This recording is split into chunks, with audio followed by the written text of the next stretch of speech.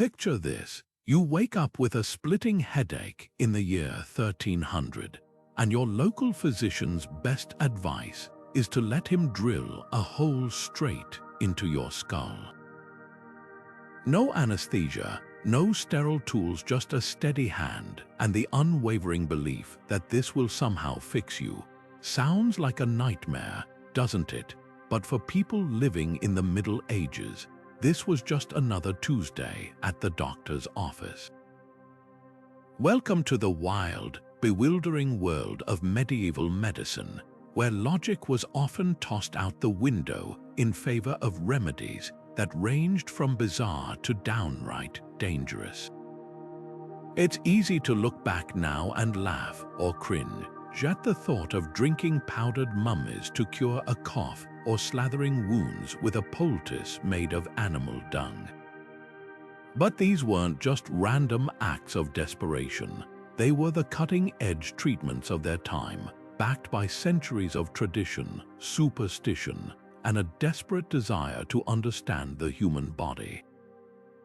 Medicine in the Middle Ages was a strange blend of ancient wisdom, religious belief, and pure guesswork, where the line between healer and harm was often dangerously thin. And yet, these practices weren't just quirks of history. They were the foundation that eventually led to the medical breakthroughs we rely on today. So why did people believe in these outrageous cures? How did something as extreme as bloodletting, draining a patient's blood to balance their humors, become standard practice for centuries? And what can these bizarre treatments teach us about the human drive to survive, even in the face of the unknown? Over the next 20 entries, we'll dive deep into the most jaw-dropping, head-scratching remedies medieval medicine had to offer. From using live frogs to draw out fevers to prescribing ground-up unicorn horn spoiler, it was usually narwhal tusk. These stories aren't just shocking, they're a window into a world where every ailment was a mystery waiting to be solved, no matter the cost.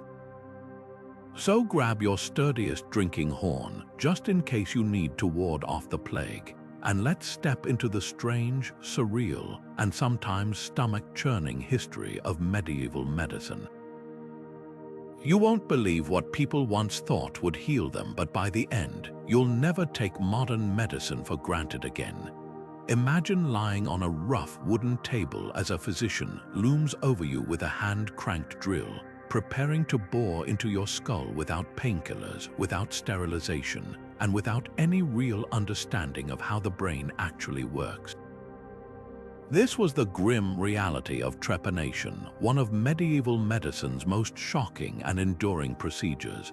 The logic behind it: if someone was suffering from seizures, madness, or crippling headaches, the culprit must be trapped evil spirits or bad humors putting pressure on the brain. The solution: drill a hole, or sometimes several, to let the bad energy escape. What's truly staggering is that this wasn't some fringe practice. Trepanation had been around since prehistoric times, with evidence of skulls dating back to the Stone Age showing deliberate holes. By the Middle Ages, it had evolved into a somewhat refined, if still horrifying art. Surgeons used specialized tools called trepans, which resembled small, hand-held saws or drills, to carefully carve through bone. And believe it or not, some patients actually survived. Archaeologists have uncovered medieval skulls with smooth, healed edges around the holes, proving that at least a few walked away from this ordeal alive. But survival didn't mean safety. Without antibiotics or even basic hygiene, infections were rampant. A misplaced slip of the hand could puncture the brain, leading to paralysis or death. So why did people keep doing it? The answer lies in the medieval worldview, where illness wasn't just physical, it was spiritual. A raging fever, a sudden bout of madness, or relentless pain was often seen as a sign of demonic influence or divine punishment. Trepanation wasn't just surgery, it was an exorcism, a desperate attempt to free the soul as much as the body. And here's the wildest part: in rare cases, it might have even worked. Some historians speculate that trepanation could have relieved pressure from head injuries or swelling, offering accidental relief to patients who would have otherwise died. Of course, for every lucky survivor, countless others perished from infection or brain damage. Yet this gruesome practice endured for centuries, a chilling reminder of how far medicine has come and how much people were willing to endure in the name of a cure. If trepanation sounds brutal, wait until you hear about bloodletting, the medieval equivalent of popping a multivitamin, except instead of vitamins, it involved draining your lifeblood drop by drop. This wasn't just an occasional treatment, it was the go-to remedy for everything from a stubborn cough to full-blown madness. The logic: ancient Greek physician Galen's theory of the four humors: blood, phlegm, black bile, and yellow bile. Illness, according to this belief, was simply an imbalance of these fluids. Too much blood, that's why you're feverish or melancholic. The solution: open a vein and let the excess flow out.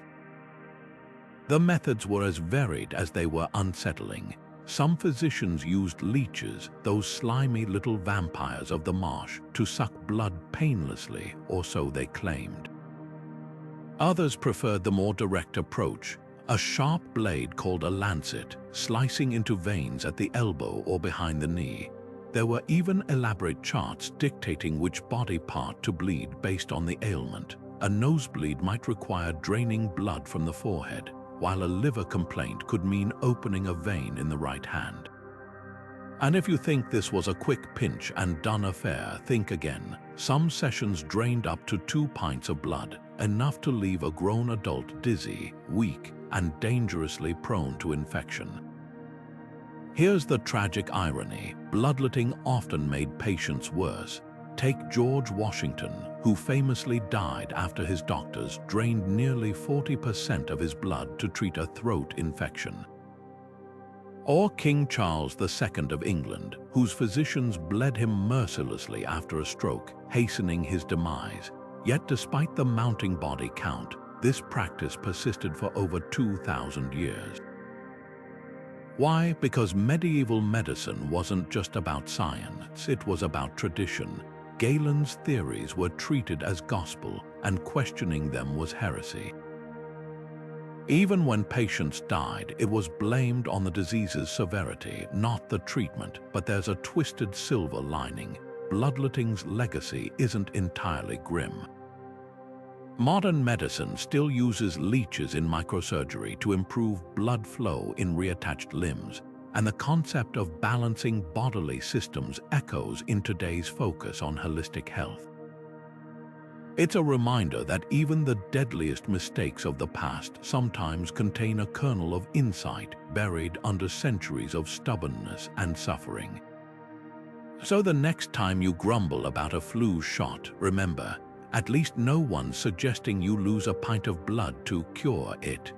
You'd think swallowing ground-up corpses would be the stuff of horror stories, not pharmacy shelves. But in medieval Europe, powdered mummy was the ultimate status symbol of healing. Picture this: a wealthy nobleman stricken with a headache reaches not for herbs or prayer, but for a jar of dark, crumbly powder labeled mumia, the pulverized remains of an ancient Egyptian. This wasn't just some macabre fad, it was big business. Apothecaries touted mummy dust as a cure-all, claiming it could stop bleeding, ease digestion, and even ward off the plague. And the craziest part, people believed it worked. The obsession began with a twisted misunderstanding. Medieval physicians, inspired by ancient texts, confused the bitumen used in Egyptian embalming called mumia with the mummies themselves. Soon, they became convinced that these preserved bodies held magical properties, their longevity proof of some divine life force. The demand skyrocketed, turning gravel-robbing into a lucrative trade. Egyptian tombs were ransacked, and mummies were shipped to Europe by the boatload, where they were ground into pills, tinctures, and even chocolates. The rich couldn't get enough, paying exorbitant sums for what they believed was the ultimate miracle drug. But here's the dark twist: the real thing was in short supply. Enterprising merchants began forging mummies, using the bodies of executed criminals, beggars, or even recently deceased patients dried in the sun, treated with resin, and sold as the genuine article. Some apothecaries didn't bother with the charade, openly advertising fresh mummy made from local corpses. Yet no one seemed to question why eating a 2,000-year-old pharaoh would heal them, but a 2-week-old thief wouldn't. What fueled this grisly trend? It wasn't just ignorance, it was the medieval obsession with the exotic. Egypt was a land of mystery, and mummies were seen as vessels of ancient wisdom. If something came from far away, it had to be powerful, and in a world where illness felt like divine punishment, consuming the dead might have felt like stealing their strength. Of course, the only thing it really stole was common sense. Modern tests reveal mummy powder was laced with toxins like arsenic and lead, meaning this miracle cure was slowly poisoning its users. Yet the practice lingered for centuries, even as skeptics like the surgeon Ambroise Paré called it out as superstition. In the end, the mummy trade didn't die because people realized it was useless, it died because tombs ran empty. Today, the idea of drinking corpse dust seems unthinkable, but it's a chilling reminder of how desperation and the allure of the unknown can turn even the most grotesque acts into mainstream medicine. So next time you hesitate at a weird health trend, take comfort. At least it's not literally cannibalism. If you thought modern doctors asking for a urine sample was invasive, imagine handing over a flask of your pee, only to have your physician hold it up to the light, swirl it like fine wine, and then taste it to determine your fate. Welcome to Uroscopy, the medieval world's most bizarre and widespread diagnostic tool. Physicians didn't just glance at urine, they studied it with the intensity of a fortune teller reading tea leaves. The color, clarity, smell, and yes, even the flavor were all scrutinized under an elaborate system that claimed to reveal everything from liver disease to impending doom. The practice wasn't entirely without merit. Ancient healers like Hippocrates had noted that urine could hint at health problems. Cloudy or bloody urine might signal infection, for example. But by the Middle Ages, this observation had spiraled into an all-consuming pseudoscience. Doctors carried matulas, special glass flasks shaped like hourglasses, to examine samples in precise lighting. Manuscripts featured intricate urine wheels, charts dividing possible shades into 20 different colors, each linked to a specific ailment. A pale yellow might mean indigestion, while a murky red could foretell death. Some physicians went further, insisting the sediment-held secrets bits floating in the liquid were interpreted as signs of internal decay. But the real shocker: the tasting. While not every doctor indulged, some swore that sweet urine meant diabetes, a startlingly accurate hunch, though they didn't understand why, while a bitter flavor signaled kidney trouble. Of course, this also meant they were sipping samples from patients with infections, parasites, or worse, a health hazard dressed up as expertise. So why did urine become the ultimate diagnostic crutch? In a world without X-rays or blood tests, it was one of the few bodily fluids easily accessible for examination. Plus, it fit neatly into the humoral theory. Urine was thought to be a filtered version of the blood, a direct line to the body's inner workings. But the obsession also had a darker side. Charlatans exploited the trend, traveling towns with their matulas, offering quick diagnoses for a fee. Many were little more than scam artists, using cold reading tricks, vague statements like, "I see darkness in your waters," to frighten patients into buying useless remedies. Yet amid the nonsense, there were glimmers of insight. The emphasis on observation, however flawed, laid groundwork for modern diagnostics. Today, urinalysis is still a staple of medicine. We've just swapped tasting for test strips. It's a strange legacy, a practice born of desperation and superstition that, in its own messy way, nudged science forward. So next time you roll your eyes at a doctor's request for a sample, remember, it could have been so much worse. Picture a medieval battlefield, the stench of sweat and iron thick in the air, the groans of wounded soldiers echoing as a surgeon kneels beside them, reaching not for clean bandages or antiseptic, but for a bucket of fresh animal dung. This wasn't some act of cruelty, it was standard medical practice. From cow patties to pigeon droppings, excrement was the medieval world's go-to wound dressing, slathered on injuries with the same confidence we apply antibiotic ointment today. Sounds unthinkable, right? But in an era before germ theory, where infection was a death sentence and desperation bred creativity, even the most revolting remedies had their believers. The logic behind dung poultices wasn't entirely baseless, just horrifyingly misguided. Ancient Egyptian scrolls praised the healing power of crocodile feces, and medieval physicians took the idea and ran with it. Some types of manure, like cow or horse dung, do contain trace amounts of antibacterial compounds from the animal's plant-based diets. Honey, another common poultice ingredient, has genuine antimicrobial properties which might have accidentally masked the dangers of the waste mixed with it. But let's be clear, any theoretical benefit was drowned in a stew of bacteria, parasites, and toxins. Open wounds packed with human or bird excrement were essentially invitations for gangrene, tetanus, or worse. So why did this practice outlive common sense? Part of it was sheer necessity. With no understanding of germs, medieval healers saw pus as a sign of good healing, a notion that made dung's tendency to fester wounds seem like proof it was working. Then there was the doctrine of signatures, the belief that nature hinted at cures through appearance or behavior. Dung, as the end product of digestion, was thought to draw out corruption from the body, much like it carried waste away from an animal. And in a world where illness was often seen as divine punishment, there was a grim symbolism to curing sickness with something considered vile, the most shocking part. Some variations of this practice lingered into the 19th century.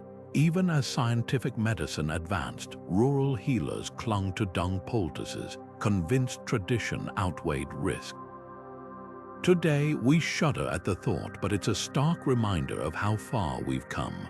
Modern medicine's sterile bandages and antibiotics didn't just save lives, they freed us from the dark, desperate gambles of the past. So the next time you wince at a paper cut, take a moment to appreciate this. At least no one's suggesting you pack it with manure.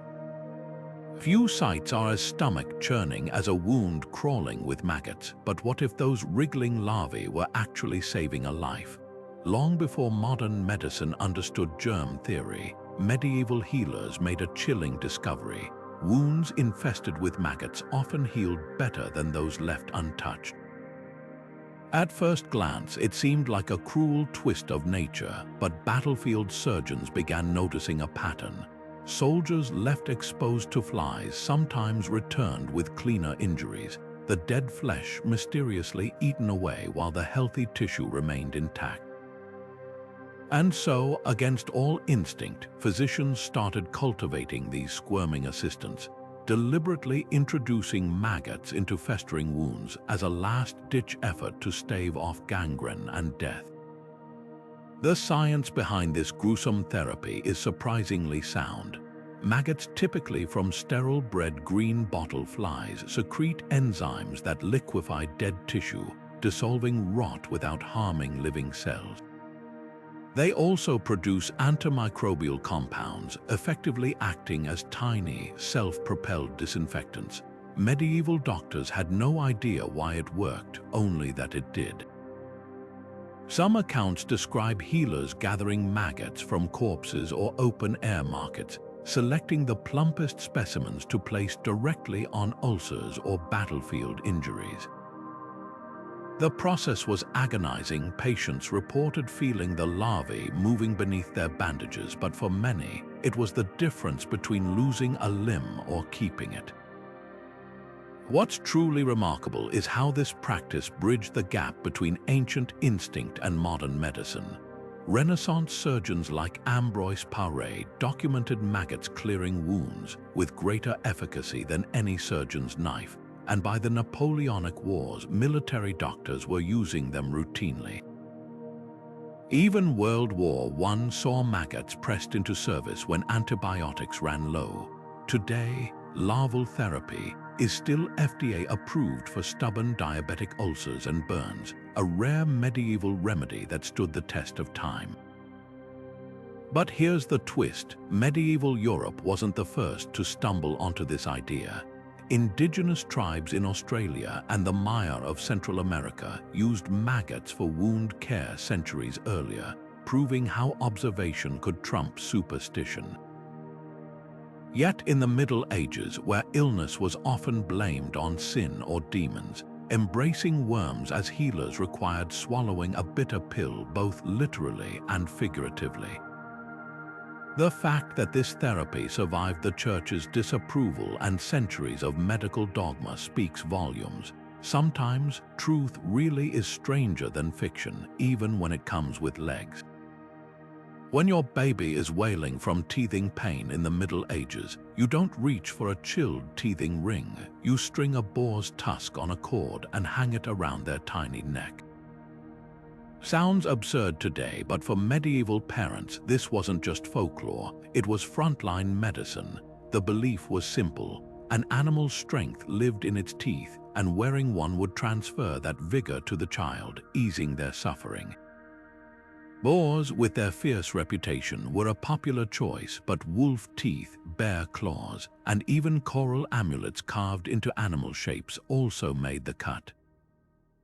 On the surface, it seems harmless until you realize these desperate parents were dangling jagged, bacteria-laden talismans near their infants' mouths. The logic behind these charms reveals a heartbreaking gap in medieval knowledge.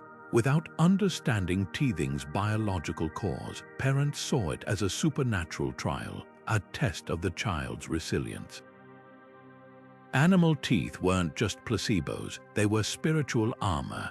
Folklore claimed wolves' teeth prevented nightmares, while red coral, often carved into fists or horns, supposedly warded off the evil eye. Some healers took it further, advising mothers to rub the gums with animal fat or even hang a live hare's foot around the baby's neck. The line between medicine and magic blurred entirely. What's striking is how widespread these practices were. Archaeologists have unearthed tiny boar tusk necklaces in infant graves across Europe, some worn smooth from constant chewing. Wealthy families splurged on silver or amber teething beads, while the poor made do with whatever teeth or bones they could scavenge. And here's the tragic twist: teething was deadly in the Middle Ages. With no concept of hygiene, gum infections could turn septic, and many children died from complications we'd now dismiss as minor. These necklaces weren't just comfort objects. They were acts of defiance against a world where losing a first tooth could mean losing a life. Yet buried in the superstition was a kernel of accidental wisdom. The pressure of chewing on a hard object does relieve teething pain. We just use safer materials today. Modern silicone tithers owe their existence to the same instinct that drove parents to hang boar tusks: the urge to ease a child's suffering by any means possible. It's a poignant reminder that behind every bizarre medieval remedy was love, fear, and the best intentions of a world groping in the dark for answers. Imagine the searing pain of a white-hot iron pressed into your flesh not as torture but as treatment. In the medieval world, cauterization was the last, desperate line of defense against bleeding, infection, and even the dreaded bad humors thought to cause disease. Surgeons would heat metal rods until they glowed cherry red, then apply them directly to wounds, tumors, or swollen lymph nodes, searing tissue with a hiss of smoke and the nauseating scent of burning skin. The screams were so common that some hospitals kept straps to restrain patients during the ordeal. Yet this wasn't mindless brutality. It was medicine's best attempt at saving lives in an era before anesthesia, antibiotics, or even basic hygiene. The theory behind cauterization wasn't entirely illogical. Fire had long been associated with purification, from ancient rituals to the biblical refiner's furnace. Medieval surgeons believed heat could cleanse a wound, sealing blood vessels to prevent hemorrhage or burning away corrupted flesh that might spread infection. And in some cases, it did work. A well-placed cauterizing iron could stop arterial bleeding when all else failed, saving soldiers who'd otherwise bleed out on the battlefield. Arab physicians like al-Zarawi even refined the technique, using precise tools to target specific veins while avoiding unnecessary damage. But for every success, there were countless horrors. Patients died from shock, their bodies unable to withstand the trauma. Others succumbed to infections caused by the burn itself, which, ironically, became a breeding ground for bacteria.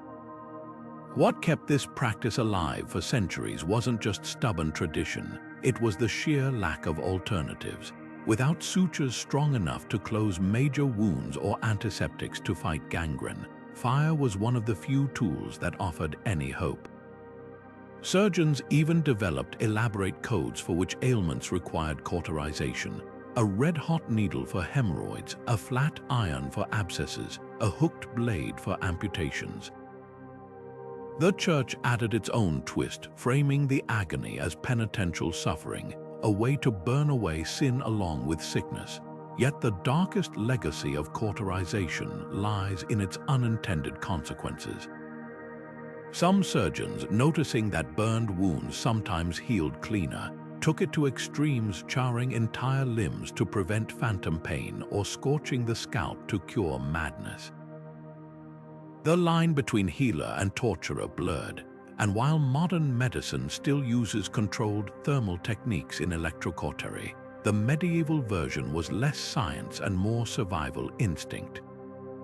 It's a chilling reminder of how far we've come and how much suffering once passed for healing. So the next time you wince at a vaccine needle, remember, at least it's not a branding iron. There's something almost poetic about the desperation of a medieval patient, clutching a live frog to their throat like a slimy, squirming talisman, hoping against hope that this writhing creature might suck the pain right out of them. The logic: frogs were cold, damp, and associated with marshes qualities that supposedly counteracted the heat of inflammation. Some healers went further, insisting the frog would literally die once it absorbed the infection, its tiny body sacrificing itself for the patient's recovery. Of course, what really happened was far less noble. The frog either suffocated against human skin or was swallowed alive, leaving the sufferer with a sore throat and a stomach full of regret. This wasn't just a quirky folk remedy, it was part of a broader obsession with like-cures-like thinking. Medieval medicine thrived on symbolism. If a plant resembled a body part, it must heal that part, hence walnuts for brain health or lungwort for respiratory issues. Frogs, with their bulbous throats that pulsed as they croaked, seemed like living, breathing throat specialists. And in a world where illness was often seen as a physical manifestation of imbalance, the idea of transferring sickness to an animal felt eerily plausible. After all, if a toad could supposedly draw venom from a snake bite, why couldn't a frog swallow a sore throat? The darkest irony: this practice persisted despite glaring evidence it didn't work. Chronicles describe patients wearing frogs for days, only to collapse from infections caused by the amphibian's bacteria-laden skin. Wealthier folks swapped live frogs for gold or silver amulets shaped like them, a cleaner, if equally futile, alternative. Yet the myth held on, fueled by the same fear that drives modern miracle cure scams. When you're desperate, you'll try anything once. What's haunting is how close and yet how catastrophically wrong this logic was. Today, we know some frog species do produce antimicrobial compounds in their skin, but medieval healers had no way to isolate those benefits, turning a potential scientific insight into a grotesque guessing game. It's a pattern we see again and again in history, a flicker of truth distorted by ignorance, leading to remedies that were equal parts creativity and cruelty. So the next time you sip honey tea for a scratchy throat, take a moment to appreciate living in an era where the cure doesn't involve swallowing wildlife. Mercury wasn't just a treatment in the Middle Ages, it was a death sentence disguised as salvation. Imagine being diagnosed with syphilis, a disease so feared it was called the Great Pox, and your doctor's prescription is a shimmering, liquid metal known to drive men mad. Patients would swallow mercury pills, rub mercury ointments into their sores, or even sit in mercury vapor chambers, inhaling the toxic fumes as their gums bled, their teeth loosened, and their minds unraveled. The agony was so notorious that one 17th century physician described the treatment as a night with Venus, a lifetime with Mercury, a grim joke about trading one curse for another. What's truly baffling is how long this madness persisted.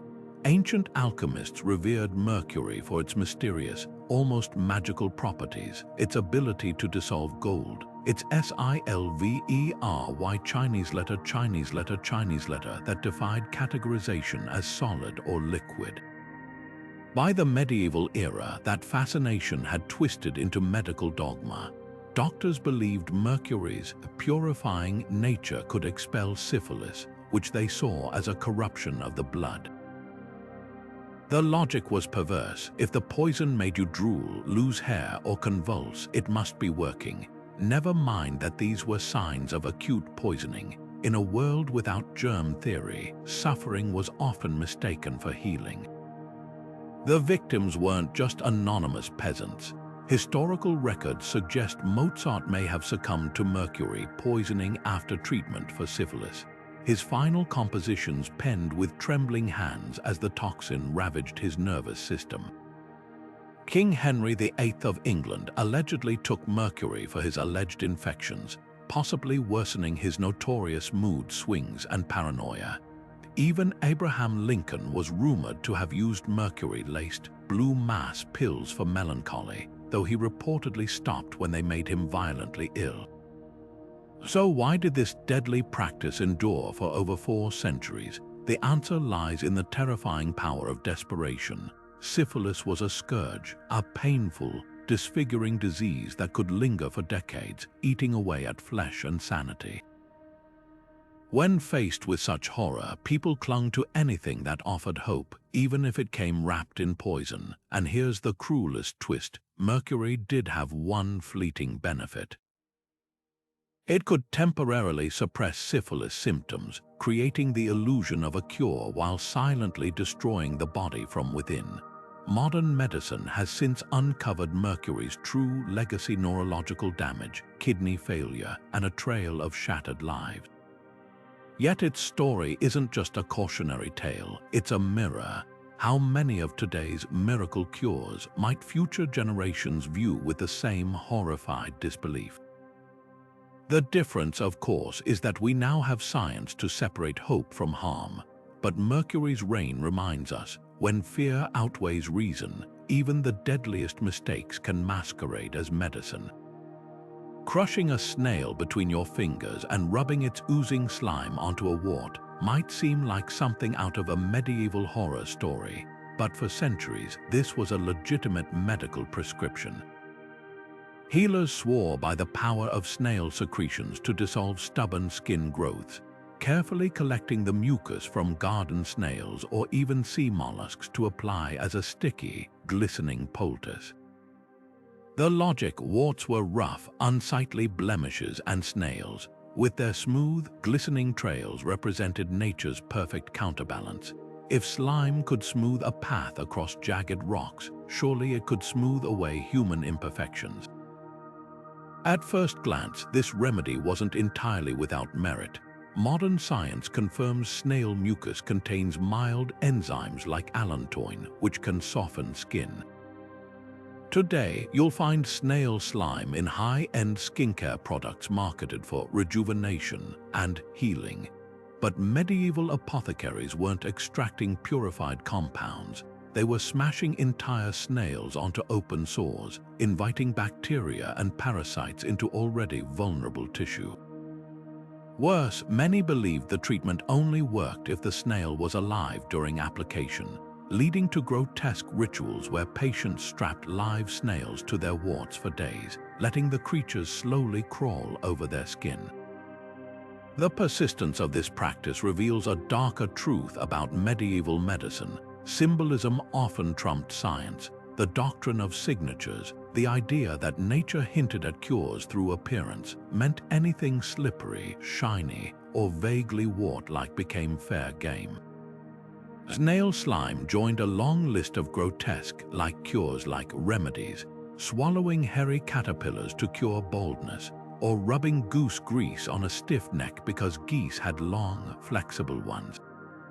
It wasn't just about the substance, it was about the story people told themselves to make suffering feel purposeful. Yet buried beneath the absurdity was a flicker of accidental wisdom. The placebo effect is real, and for some patients, the sheer ritual of applying snail slime. The time, the care, the belief may have reduced stress, allowing their immune systems to fight off the wart virus naturally. Of course, that's a generous interpretation. For most, the remedy was just another messy, futile experiment in a world where medicine was equal parts hope and hazard.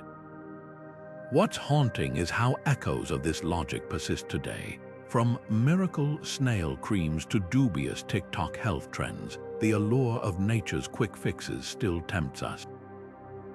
The difference: we have the tools to separate folklore from fact, if we choose to use them. So the next time you see a wart remedy promising instant results, ask yourself, is this modern science or just medieval desperation wearing a lab coat? There's a chilling moment in history when the line between medicine and mortuary blurred into something unthinkable: the widespread belief that consuming the dead could heal the living. Picture this: a London apothecary in the 1600s grinding the skull of an executed criminal into fine powder, then selling it as a remedy for epilepsy. Or a wealthy noblewoman sipping a tonic made from human blood, convinced it would restore her fading vitality.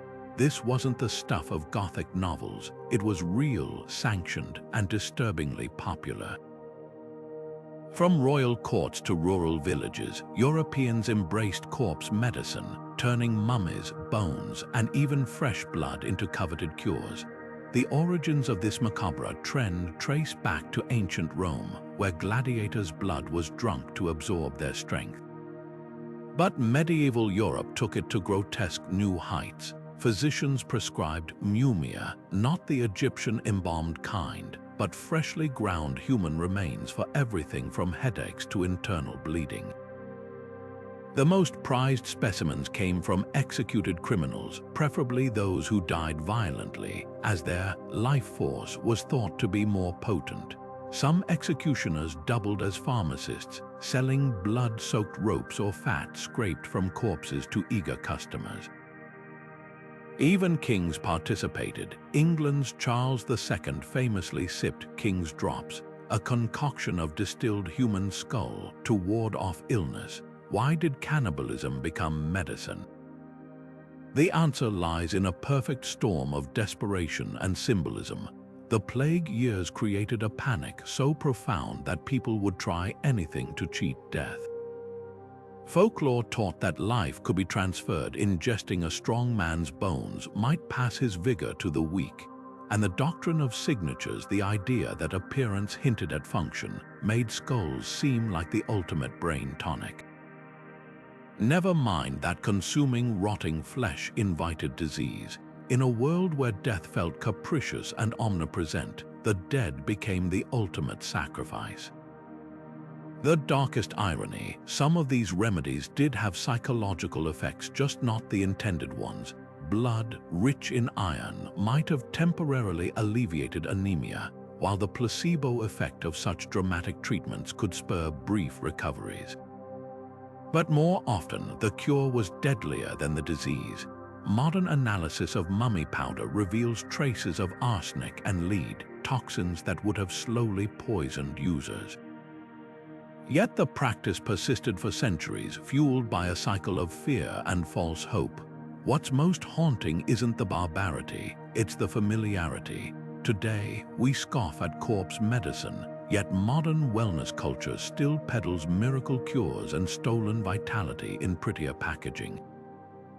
The difference: we have science to call out the scams, but the driving force remains the same, the timeless human dread of mortality, and the lengths we'll go to escape it, even if it means swallowing our own shadows. Picture a medieval battlefield surgeon, his hands slick with blood, reaching not for linen or herbs but for the sticky, dust-choked spiderwebs clinging to the rafters above. With practiced fingers, he gathers the fragile threads, pressing them into a wounded soldier's gash like a macabre bandage. To modern eyes, it's a scene of pure horror. But in the Middle Ages, spider silk was hailed as a miracle dressing, a natural suture that could stanch bleeding and speed healing. The logic: spiders spun their webs to trap prey, so surely those same sticky strands could trap infection inside a wound. It wasn't just battlefield medicine either. Housewives stockpiled webs in jars, apothecaries sold them by the ounce, and even the wealthy prized them. King Edward I of England allegedly kept spiderwebs in his royal medical kit. The shocking part: this remedy wasn't entirely wrong. Modern studies confirm spider silk contains antimicrobial peptides, compounds that can inhibit bacterial growth. Certain species, like the golden orb weaver, produce silk with properties so remarkable scientists now study it for potential use in artificial skin grafts. But medieval healers had no way to isolate these benefits. Their cobweb bandages came straight from barn corners and cellar rafters, laden with dust, dead insects, and bacteria. What might have been a groundbreaking antiseptic became a ticking time bomb of infection. So why risk it? The answer lies in sheer desperation. Clean linen was scarce and expensive, reserved for the wealthy or sacred purposes. For ordinary people, a spider's web was free, instantly available, and crucially believed to work. The placebo effect played a role too. Patients who survived their wounds credited the webs, while those who died were blamed for their weak humors or divine punishment. And in a world where blood loss was the leading cause of battlefield death, even a cobweb's mild clotting properties might have tipped the scales for some. The darkest twist: this practice persisted into the Victorian era, long after germ theory emerged. Rural midwives still tucked webs into umbilical stumps, and field manuals recommended them as emergency dressings. Today, we recoil at the thought, but spider silk's legacy lives on in modern medicine. Researchers now engineer synthetic versions for wound care, proving that even the strangest medieval hunches sometimes hide a thread of truth. The difference: this time it's sterilized. If you were a noble in the Middle Ages and feared assassination by poison, your most prized possession wasn't just a loyal food taster, it was a cup carved from what merchants swore was unicorn horn. These twisted, spiraled artifacts, often displayed like sacred relics, were actually narwhal tusks smuggled from the Arctic by Viking traders. But in a world where myth blurred with reality, their origins mattered less than their promise. Dip one into a poisoned drink, and the liquid would supposedly bubble or darken, neutralizing the toxins. Kings sipped wine from them, popes blessed them, and wealthy families mortgaged estates to own one. The craze reached such heights that Queen Elizabeth I kept an entire unicorn horn in her treasury, valued at 10 times its weight in gold. The placebo effect might explain why some users survived. If you believed your cup was magic, you'd likely avoid suspicious beverages altogether. But the horns were powerless against real toxins like arsenic or hemlock. So why did this legend endure for centuries? The answer lies in the medieval mind's ability to weave science and fantasy into a single, unshakable truth. Unicorns weren't just creatures of fable, they were biblical symbols of purity mentioned in translations of the Old Testament. Their horns represented divine protection, a tangible link between heaven and earth. When apothecaries claimed these horns could detect sin as easily as poison, they weren't just selling medicine, they were selling salvation. The trade itself was a masterclass in deception. Narwhal tusks, already rare, were often enhanced with carvings or dyes to make them look more mystical. Some merchants even staged demonstrations, secretly adding vinegar to wine to simulate the fizzing reaction customers expected. The church, usually skeptical of pagan symbols, turned a blind eye because unicorns had been co-opted into Christian iconography. By the Renaissance, the scam was so widespread that naturalists like Conrad Gessner published detailed guides on spotting fakes, though even he couldn't resist hinting that some horns might still hold power. The cruelest irony, narwhal tusks do contain subtle chemical properties. Calcium carbonate can react weakly with acids, but nothing that would thwart poison. Yet the myth outlived the Middle Ages, lingering in court protocols well into the 1700s. Today, we recognize it as a cautionary tale about the cost of blind faith, but also as proof of humanity's endless creativity in the face of fear. After all, if you're going to bet your life on a lie, it might as well be a beautiful one. Few sounds are as universally unsettling as the squeak of a mouse, but in medieval Europe, that noise might have signaled relief to someone suffering from a toothache. Healers would take a live mouse, mash it into a bloody paste, and pack it directly onto the throbbing tooth. Others skipped the grinding step entirely, tying the struggling rodent to the patient's jaw like a gruesome, squirming poultice. The logic: mice were thought to possess a primal, gnawing energy that could bite back at tooth pain, transferring the agony from human to animal. It's a remedy so bizarre it borders on sadistic, yet for centuries, this was considered legitimate dentistry. The desperation behind this practice speaks volumes about medieval dental care, or rather, the lack of it. Without anesthesia, even a minor cavity could feel like torture, and infections often turned fatal. Physicians had no concept of bacteria causing decay. They blamed toothaches on worms burrowing into the gums, a myth perpetuated by the squirming pain itself. Mice, with their sharp teeth and rapid movements, seemed like natural predators to these imaginary parasites. Some healers took the symbolism further, using black mice for nighttime pain to match the darkness, or white mice for daytime ailments. Wealthier patients might receive a dried mouse powder mixed with honey, while the poor got the live animal treatment, a grim reminder that even suffering had a class system. What's most disturbing isn't just the cruelty, it's the twisted ingenuity. Medieval medicine thrived on metaphors, and the mouse's teeth became a macabre proxy for the patients. If the creature could chew through wood, surely it could gnaw away pain. Never mind that the paste introduced bacteria into open wounds, or that the terrified animal's thrashing likely worsened the inflammation.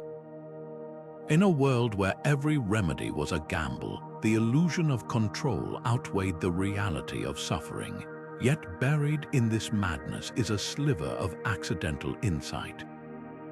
The pressure of a mouse tied to the jaw might have temporarily numbed nerves through sheer distraction, while the placebo effect of such a dramatic ritual could have eased psychological distress. Archaeologists have even found mouse bones in ancient dental abscesses, suggesting some patients died with the cure still lodged in their rotting teeth. It's a haunting testament to how far people would go to escape pain, and how easily hope could be weaponized against them. The practice finally faded not because it was disproven, but because dentistry evolved. By the Renaissance, barber surgeons were yanking teeth with pliers, hardly an improvement, and the rise of sugar in Europe made tooth decay so rampant that mouse paste couldn't keep up. Today, we shudder at the thought, but it's worth asking, what modern remedies might future generations view with the same horrified fascination? After all, the line between medicine and myth is often thinner than we'd like to admit. Picture the scene: a dimly lit chamber filled with thick, acrid smoke, a patient bent double over a smoldering pile of goat dung, their eyes watering as they inhale deeply, convinced this torment will banish their pounding headache. If the pain didn't drive them mad, the stench certainly might. This was the medieval answer to migraines: fumigation by animal waste, a remedy so revolting it's hard to fathom anyone enduring it voluntarily. Yet for centuries, healers swore by the power of burning goat droppings, insisting the foul smoke could purge evil vapors from the brain. The logic: if headaches were caused by demonic forces or corrupted humors lurking in the skull, then surely something as violently unpleasant as dung smoke would scare them out. The practice wasn't just random cruelty, it was rooted in a twisted symmetry. Goats, with their unruly behavior and pungent odor, were often associated with chaos and the devil in medieval folklore. Their dung, already repellent, became a weapon against unseen malevolence. Physicians would direct the smoke into patients' nostrils using funnel-like devices, sometimes mixing in herbs like mugwort or sage to mask the smell spoiler. It didn't work. The result: violent coughing fits, nausea, and headaches magnified by the sheer misery of the experience. But in a world where illness was seen as divine punishment, suffering wasn't a side effect, it was the point. What's truly baffling is how long this persisted. Ancient Egyptian papyri mentioned dung fumigation, and the practice trickled down through Greek and Roman texts into the Middle Ages. Even the famed physician Avicenna included it in his medical canon, though he cautioned against overuse. By the Renaissance, skeptics like Paracelsus were mocking the remedy as the medicine of desperation, yet rural healers clung to it well into the 1800s. Why? Because medieval medicine operated on a brutal equation. The worse the cure tasted, smelled, or felt, the more potent it must be. Pain wasn't just inevitable, it was proof the treatment was working. The tragic irony: some modern research suggests certain types of smoke, like frankincense or eucalyptus, can have mild analgesic effects, but goat dung, it's pure ammonia and methane, a cocktail of irritants that would have inflamed sinuses and worsened headaches. Yet the placebo effect is a powerful thing. For a patient who truly believed evil spirits were to blame, enduring the ordeal might have provided psychological relief, if only because surviving it felt like a triumph. This wasn't just medicine gone wrong, it was a reflection of a world where healing and holiness were intertwined. To suffer was to purify, and to endure was to prove one's worth. Today, we pop aspirin without a second thought, but the ghosts of these remedies linger in our language, ever describe a terrible experience as the pits. You're echoing an era when the cure was often worse than the disease. The next time you complain about a bitter pill, remember, at least it's not on fire. Viper wine wasn't just a drink. It was a status symbol, a dare, and a death wish all bottled into one. Imagine sitting at a Renaissance banquet, watching a nobleman raise a goblet of murky liquid, the coiled corpse of a venomous snake floating inside like some grotesque garnish. This wasn't a horror story, it was haute couture medicine. From the courts of France to the apothecaries of Venice, wealthy patrons guzzled viper-infused wine, convinced the serpent's life force would transfer to them, curing everything from gout to gray hair. The logic: snakes shed their skin, symbolizing renewal, and their venom, feared yet awe-inspiring, must hold the secret to resilience. Never mind that ingesting snake tissue could cause paralysis, organ failure, or worse. In the medieval quest for longevity, danger was just part of the prescription. The origins of this lethal trend trace back to ancient Rome, where gladiators drank viper blood for courage. But medieval Europe elevated it to an art form. Apothecaries would steep entire vipers, sometimes still alive, in barrels of wine for months, creating a concoction that reportedly tasted like iron and rot. The more exotic the snake, the better. Egyptian cobras fetched astronomical prices, while local adders were dismissed as peasant fare. Physicians claimed the wine could rekindle youthful heat in elderly men or restore fertility to barren women, playing on the snake's long-standing association with virility. Even Catherine de Medici, the infamous Queen of France, allegedly kept a stash in her private chambers, sipping it as insurance against assassins and aging alike. What's truly staggering is how long this delusion persisted.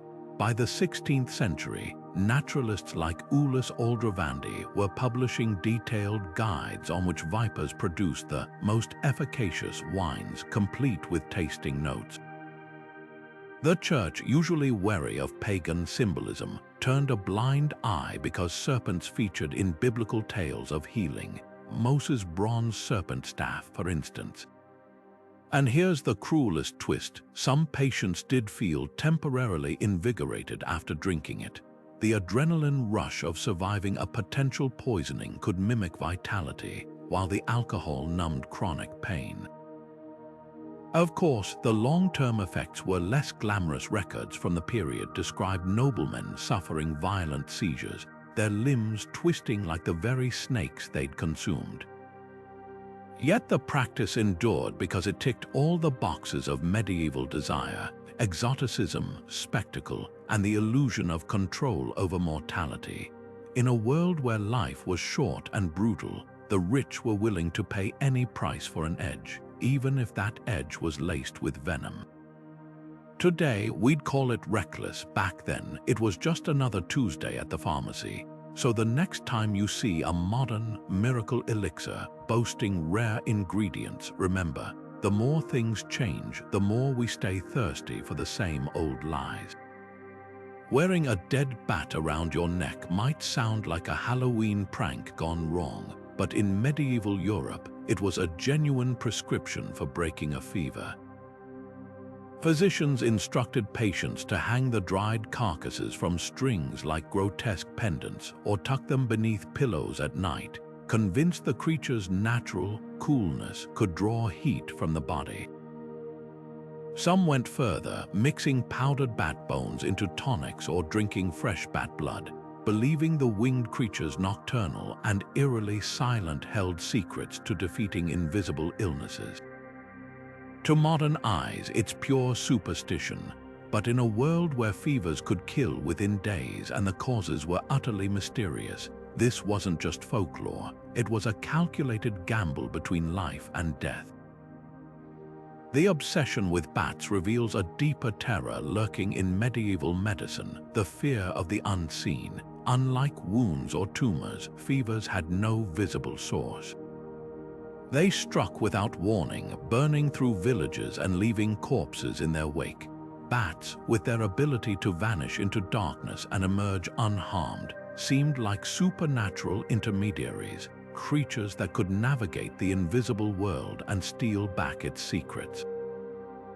Folklore claimed bats carried moonlight in their wings, and their leathery membranes were thought to absorb heat like a sponge. Even the way they slept upside down fed the mythos. If they defied gravity, surely they could defy fever's grip.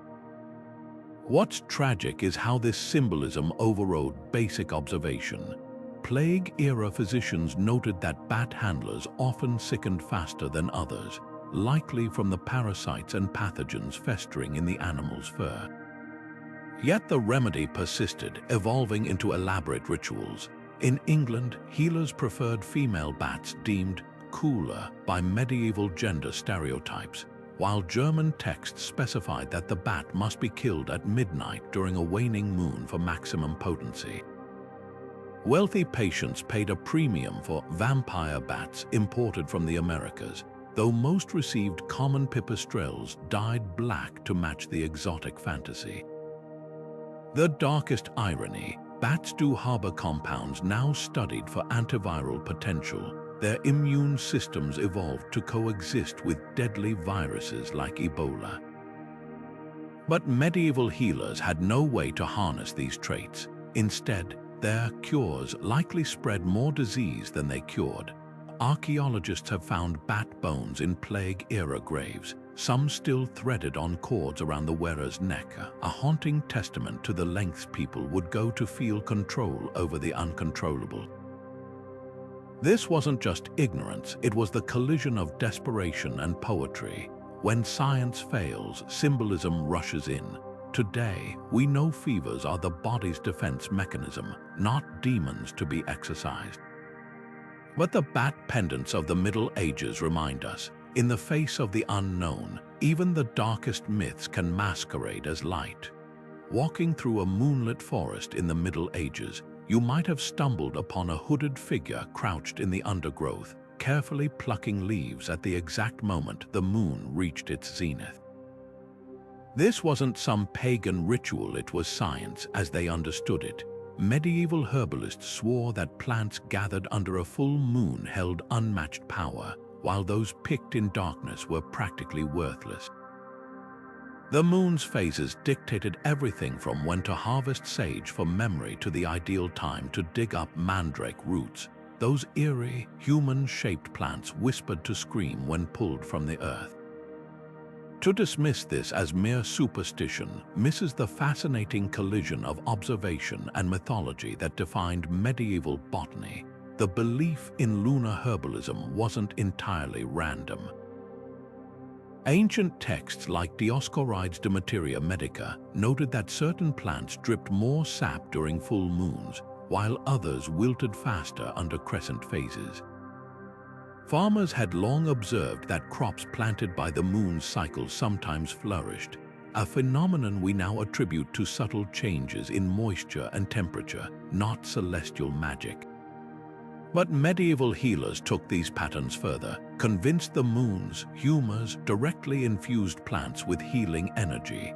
White-flowered herbs like chamomile were harvested under a waxing moon to capture its cooling properties, while fiery red plants like St. John's wort were picked at midnight during summer solstices when the moon's power supposedly peaked. What's surprising is how meticulously these rules were enforced. Manuscripts like the Herbarium of Apuleius included elaborate lunar calendars, warning that valerian root lost its sleep-inducing powers if plucked under a waning moon. Monasteries grew moon gardens with beds aligned to lunar phases, and apothecaries paid premium prices for moon-blessed ingredients. Even the great Hildegard of Bingen, a nun and polymath, prescribed moon-timed harvests for her remedies, blending astrology with theology by claiming divine energy flowed through the lunar cycles. The real tragedy, some of these plants do have fluctuating potency, just not for the reasons they thought. Modern studies show that peppermint's menthol content peaks at dawn, while digitalis used for heart conditions varies seasonally. But medieval herbalists lacking microscopes or biochemistry reached for the cosmos to explain what they couldn't see. The moon became a celestial pharmacist, its cycles a prescription pad written in light. Why did this myth persist so stubbornly? Because it offered something scarce in medieval life: predictability. In a world where plague could strike overnight and childbirth was a gamble, the moon's reliable rhythm felt like a covenant with the divine. Even when skeptics like Paracelsus mocked moonstruck herbalists, the practice endured not just as medicine but as poetry. Today, we've traded lunar calendars for clinical trials, but the allure remains. Walk through any modern wellness shop, and you'll find moon-charged crystals and lunar phase teas, proof that the line between science and solace is as old as humanity itself. The difference: now we know better, but sometimes we still choose to believe. Swallowing a live leech isn't just unpleasant, it's a slow, suffocating nightmare. Yet medieval physicians routinely prescribed this horror as a cure for internal corruption, instructing patients to gulp down the squirming parasites like living pills. The leeches naturally didn't cooperate. Instead of peacefully cleansing the stomach as promised, they latched onto the tender flesh of the throat or intestinal lining, their razor-sharp jaws slicing open blood vessels from the inside. Patients choked, vomited blood, or worse, bled to death silently as the creatures gorged themselves unseen. What kind of logic could possibly justify such a barbaric practice? The answer lies in the medieval fixation on purification, a belief so powerful it overrode even the most basic survival instincts. This wasn't just a fringe remedy, it was textbook medicine. The celebrated Persian physician Avicenna wrote detailed instructions for swallowing leeches in his Canon of Medicine, a text revered in Europe for centuries. He advised fasting beforehand to make the stomach more receptive, and using small, young leeches to minimize damage, though minimize did little to comfort those coughing up clots later. The theory behind it was seductive in its simplicity. If leeches could draw out bad blood from the surface of the skin, surely swallowing them would purge deeper toxins. Never mind that internal bleeding is vastly more dangerous than a controlled wound on the arm. In a world where illness was seen as a moral failing, suffering was proof the cure was working. The most tragic victims were often children. Parents desperate to save a feverish child would follow apothecaries' orders, spooning leeches into honey or wine to mask their slimy texture. Some healers even threaded leeches on strings, like grotesque fishing lures, to retrieve them later, though many strings came up empty. Archaeological finds reveal skeletons with telltale erosion on the ribs and spine, evidence of internal hemorrhaging that matches historical accounts of leech ingestion. And the practice wasn't limited to Europe. Chinese manuscripts describe similar remedies using freshwater parasites, while Ayurvedic texts warned against overuse, though the warnings were often ignored in favor of dramatic, immediate results. What's chilling is how this reflected broader medieval attitudes toward the body. The digestive tract was seen as a sewer, a dark labyrinth where food could rot and poison the blood. Leeches, with their ability to eat decay, became sanitation workers for the soul. The Church bolstered the idea, framing physical purification as parallel to spiritual cleansing. To suffer was to atone, and to bleed, whether from a cut or a leech-filled gut, was to erase sin. Even as patients died, the blame fell on their impure constitutions rather than the treatment. Yet buried in this brutality was a flicker of accidental truth. Modern medicine does use leeches, just not like this. Surgeons employ sterile, lab-raised leeches to restore blood flow in reattached fingers or grafted skin, their saliva containing anticoagulants that keep veins open. The Middle Ages stumbled onto a biological tool but wielded it with reckless dogma, turning a potential aid into a weapon. It's a stark lesson. Innovation without understanding is just brutality in a scholar's robe. So the next time you hear about a detox trend, ask yourself, are you purging toxins or just swallowing someone else's leeches?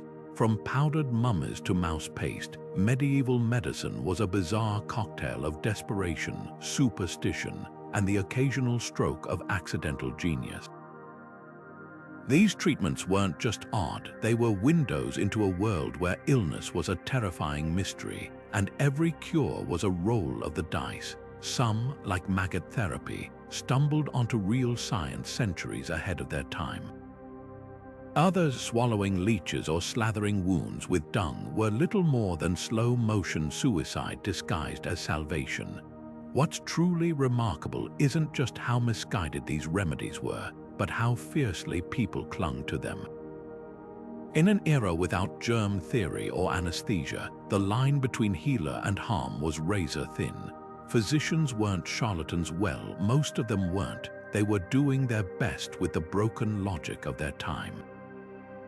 When the only explanations for disease were angry gods or unbalanced humors, it's no wonder people turned to unicorn horns and viper wine, the real tragedy. Many of these cures persisted long after evidence mounted against them, proving how hard it is to let go of comforting myths, even when they're killing us. Yet buried in all that madness was the spark of something vital, the human refusal to surrender to suffering. Every crushed snail, every drop of blood let, every corpse ground into powder was an act of defiance against a world where death lurked around every corner. Today, we're lucky to live in an age of antibiotics and vaccines, where medicine is based on evidence, not folklore. But medieval remedies remind us that progress isn't linear. It's a messy, often painful journey of trial and error. Those bizarre treatments paved the way, however clumsily, for the science we take for granted now. So which of these remedies left you the most stunned? The idea of drinking mercury, or maybe strapping live frogs to your throat? Drop your thoughts in the comments. We love hearing which bits of history make you equal parts fascinated and horrified. And if you enjoyed this dive into the weird world of medieval medicine, don't forget to subscribe for more historical deep dives. After all, the past is stranger than fiction, and we're just getting started.